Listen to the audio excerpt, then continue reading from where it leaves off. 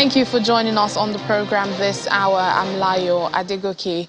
We begin with the situation in Sumy, Ukraine, where many Nigerians have been stranded, calling for an immediate assistance amid the conflict between Russia and Ukraine.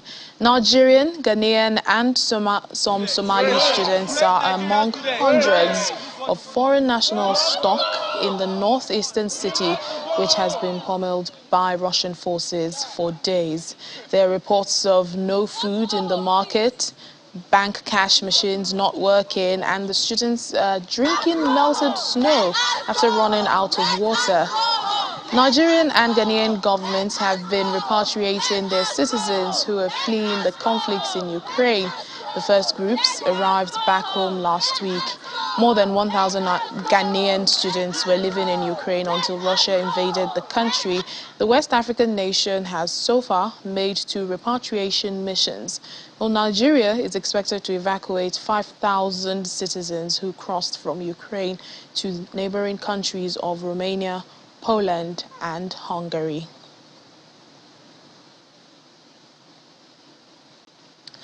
Well, we have joining us now a Nigerian stranded in Sumy. Linus Bakker is a Nigerian PhD student at the Sumy National Agrarian University. Hello, Linus. Thank you for speaking to us at this time. Hello, good evening. Good evening. Yesterday we spoke to you and you seemed excited about the 9 a.m. evacuation plan in place for Nigerians today. As far as we know, that has not happened. Do you know why? Yesterday we were all very excited that the evacuation is going to take place this morning, but this morning we didn't hear anything. We don't know what is happening. We tried making contact, but to no avail. So we don't really know what is happening, and the frustration is really intensifying. A lot of students right now are really getting frustrated and sad. Some are breaking into tears. I really don't know what to say again. I can only imagine how, many of you are feeling. But Russia announced this morning that it was going to open up humanitarian corridors for citizens to leave Ukraine. That has not happened yet. You think this might, be the delay in your evacuation? Yes, I really think so, because the other day it was Ukraine that tried to open the green corridors, but the Russians didn't agree. Now Russians are opening. We don't know if the Ukrainians have agreed or not, but all we know is that we're tired. People want to leave Sumy in particular, because Sumy is some sort of hotspot at the moment. So we just want to leave. We don't know what is happening, and it is really getting frustrating here. It's just like you've said, Sumy is actually one of the hot spots. But what's the situation today with regards to the conflict? As of today, we've not heard anything. We've not seen anything. And that is scary, because we don't know where the next attack is going to be. We don't know where the next blast would be. We don't know where the gunshot is coming. So for the fact that it is calm, it is really suspicious and scary for us at this moment. Yeah, and I assume another scary situation is, we're hearing there's no food in the market and students are drinking melted snow because, they've run out of water, no electricity for warmth also. How dire is the situation?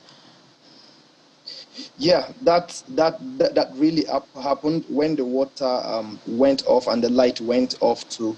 I mean, we have to improvise. We need drinking water, and just as I said yesterday, shops are gradually closing. Very few stores are working right now, and the way things are going, I don't know how far what we have is going to last, and we don't know if they are going to restock or not. But it is getting serious at the moment. All right then, Linus Bakker, we do hope for a quick, resolution and, your evacuation, and others who are also stranded there. Thank you so much for speaking to us. Thank you. Well, other African countries have been making plans for their students. Namibian students who arrived home from Ukraine following Russia's invasion now have an option to enroll in local universities. The Education Ministry terms it a second chance to the students. Although there is really no clarity on how grades will be transferred from their Ukrainian school to, Namibian schools, the announcement came as some 23 students arrived home on Sunday. Tanzania, on the other hand, says it has negotiated a safe passage with Russia for its students studying in Ukraine near Kharkiv. Local media reports that, the Tanzanian embassy in Moscow had asked its nationals studying at the Sumy State University in eastern Ukraine to head to the Russian border, where they will be received by the Russian army. Then they will then be transported by the army to the Tanzanian embassy that's based in Moscow for processing before heading back home to Tanzania. Well, as many people continue to flee for their lives in Ukraine, the humanitarian situation is growing. The United Nations says about 1.5 million people have fled, and the numbers are expected to rise. Some Nigerians have been able to move into different border countries. Now we want to focus on Slovakia.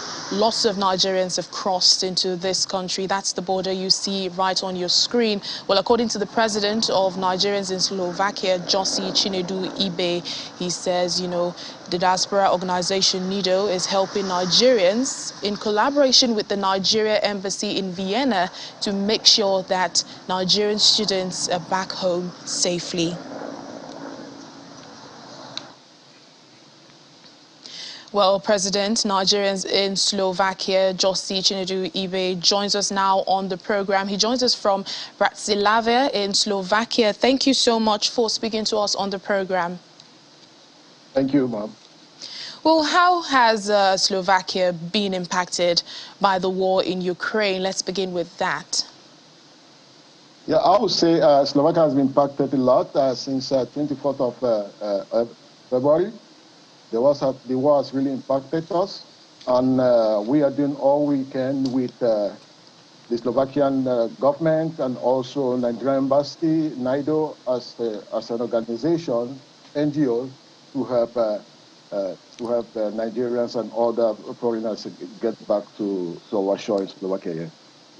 So are there Nigerians, there that are fleeing the conflict, and how many are we talking?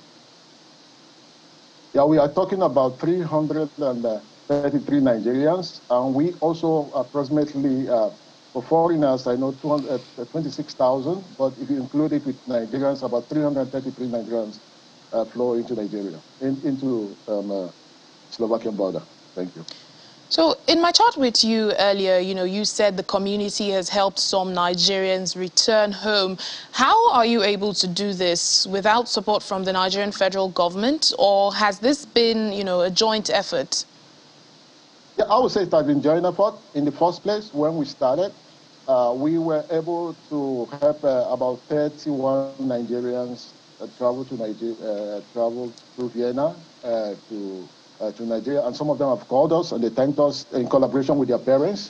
But later, the Nigerian embassy come into Slovakia, and we had some meetings with them. They met most of the students and they educate them and they talk to them. They were able to share the information, and they also helping them to make sure that all of them got back to Nigeria. And I know that as I'm talking to you right now, we have more than 3 badges already in Nigeria.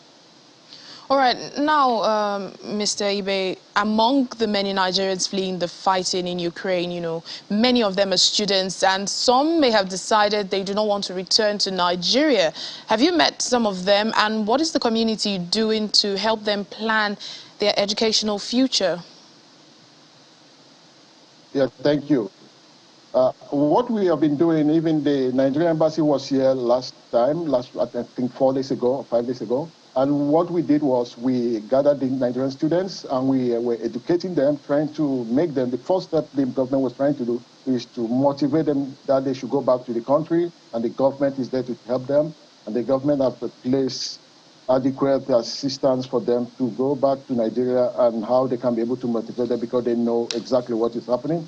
And we also, working with other NGOs, we are doing all we can to help Nigerians also motivate them also. But we also know, make no mistake, we also know that some Nigerians don't want to go, but we are doing all we can to educate them so that they can be able to get back to our country. Our country is a nice place to be. All right then, Josie Ibe, President of Nigerians in Slovakia, thank you for speaking to us. Thank you. The federal government of Nigeria says its attention has been drawn to an alleged ongoing registration of Nigerian volunteers into the fighting force of Ukraine at the Ukrainian embassy in Abuja. In a statement released, the Ministry of Foreign Affairs says it contacted the embassy to verify the speculation, and the Ukrainian embassy refuted the allegation, but confirmed that a number of Nigerians had approached the embassy indicating their willingness to fight on the side of Ukraine in its ongoing conflict with Russia. Furthermore, the embassy clarifies that the Ukrainian government is not admitting foreign volunteer fighters and as such dissociates itself from the claim that it is requesting $1,000 from each Nigerian volunteer for air tickets and visa. The statement further adds that Nigeria discourages the use of mercenaries anywhere in the world and will not tolerate the recruitment in Nigeria and of Nigerians as mercenaries to fight in Ukraine or anywhere else in the world. South Africa's President Cyril Ramaphosa has defended his country's abstention from voting in last week's United Nations resolution on the escalating conflict between Russia and Ukraine, saying the resolution did not foreground the call for meaningful engagement. Instead, the call for peaceful resolution through political dialogue was relegated to a single sentence close to the conclusion of the final text. He says South Africa was particularly concerned that the UN Security Council was unable to discharge its responsibility to maintain peace and security, and this gives impetus to the long-standing calls for the Security Council's reform to meet the challenges of the 21st century. The South African government has been criticized, even by some South Africans, that in abstaining from the vote condemning Russia's military operation in Ukraine, South Africa has placed itself on the wrong side of history.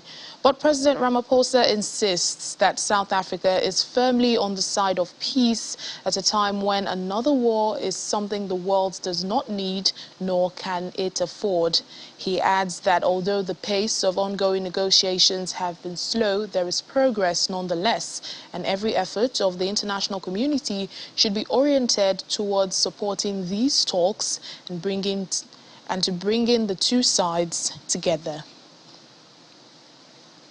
Meanwhile, former South African President Jacob Zuma is supporting Russian President Vladimir Putin in the ongoing conflict in Ukraine, describing Mr. Putin as a man of peace. According to a statement released by Mr. Zuma's foundation, Mr. Putin's decision is justifiable.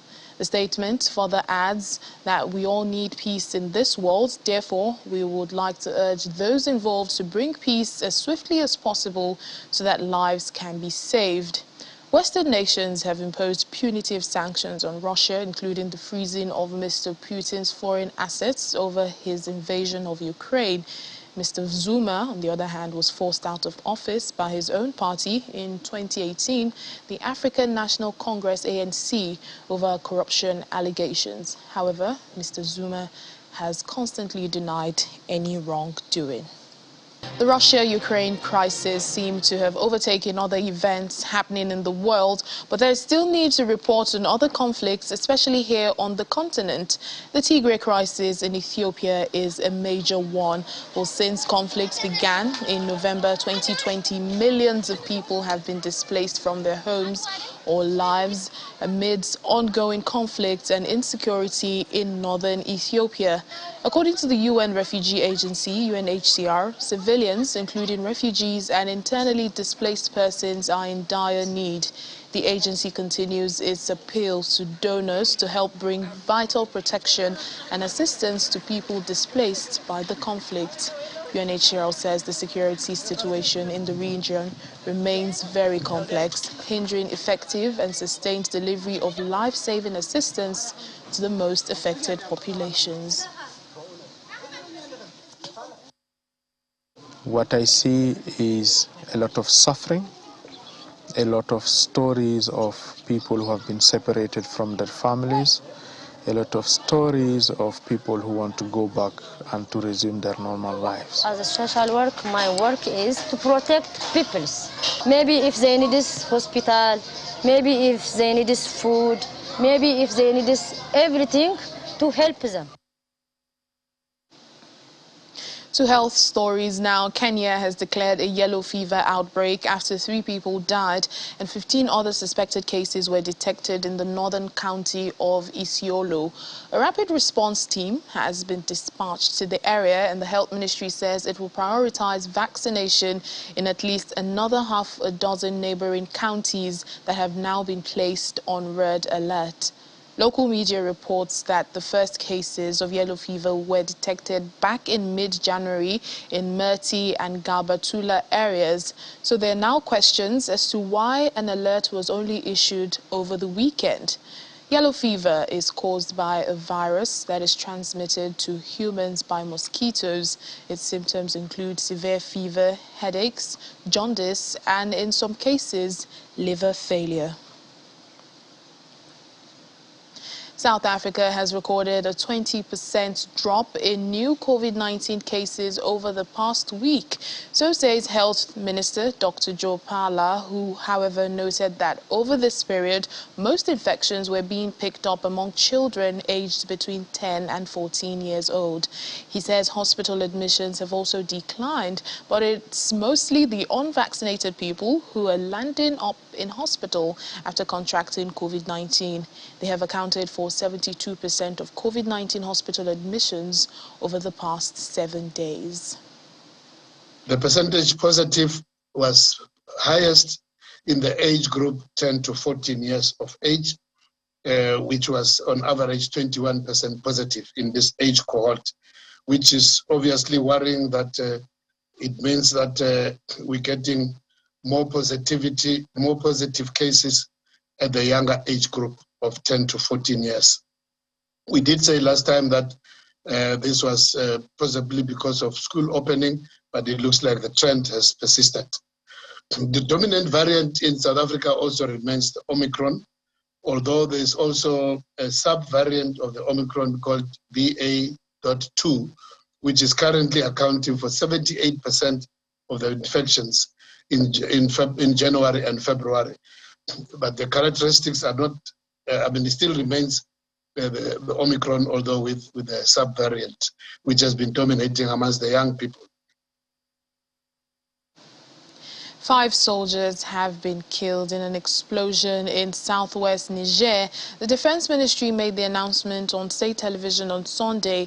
The army vehicle where the soldiers were traveling in was said to have run over an improvised explosive device, IED, in the Torodi region in the southwest of the country. Attacks by militants are increasingly frequent in that region that borders Burkina Faso. Thousands of troops have been deployed since 2017 and a state of emergency imposed to deal with the insurgency. Paramount chiefs, community leaders and representatives from across Upper Nile states in South Sudan have come together for a forum to discuss local justice mechanisms and key issues that instigate conflicts among communities in the country. The 3-day workshop is jointly organized by the Center for Political Affairs, the University of Juba, relevant state ministries and the Civil Affairs Division of the United Nations Mission in South Sudan. According to UN MIS, traditional leaders have been a vital tool in resolving disputes arising from land grievances, especially among pastoralists and farmers over grazing land.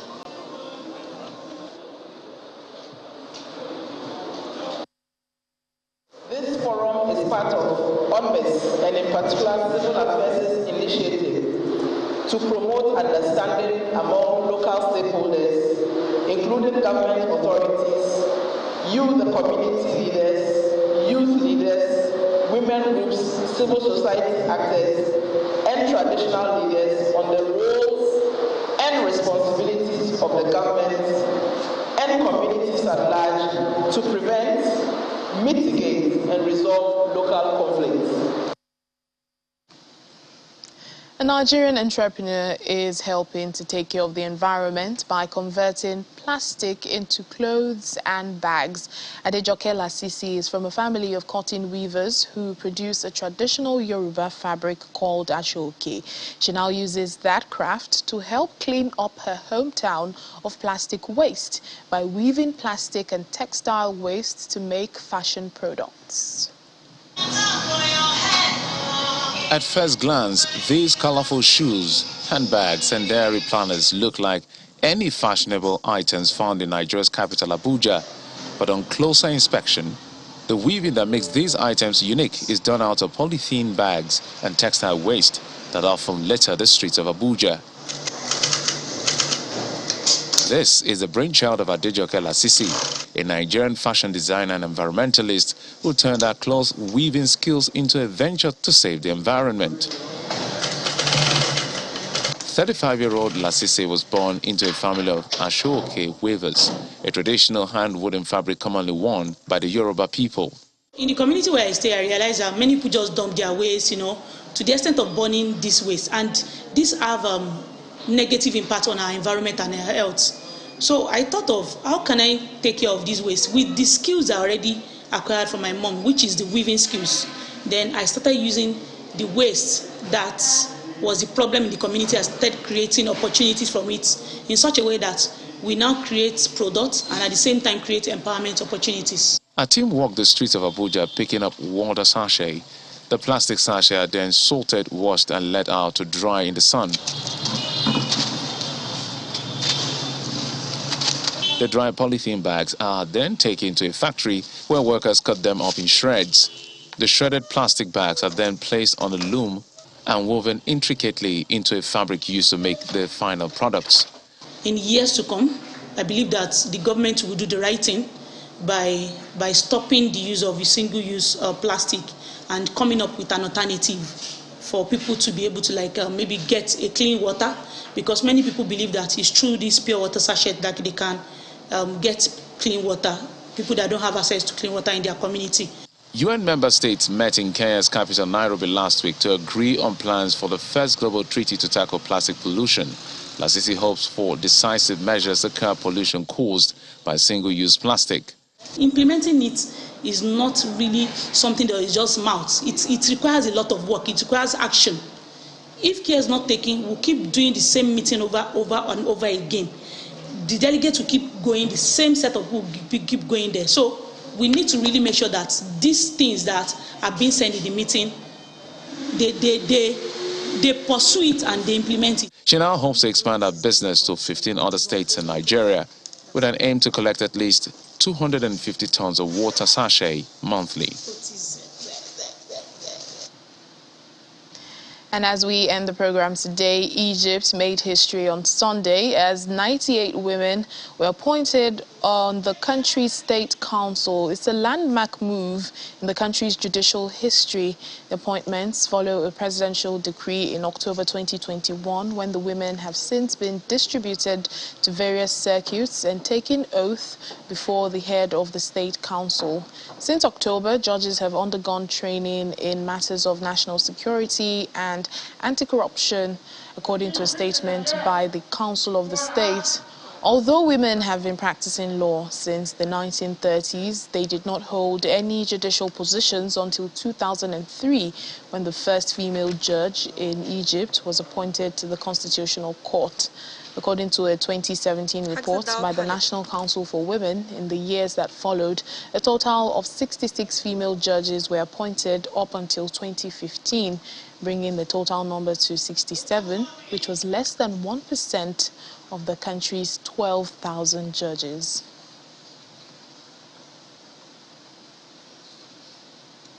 And that's it on the program today. Thank you so much for watching. I'm Layo Adegoke.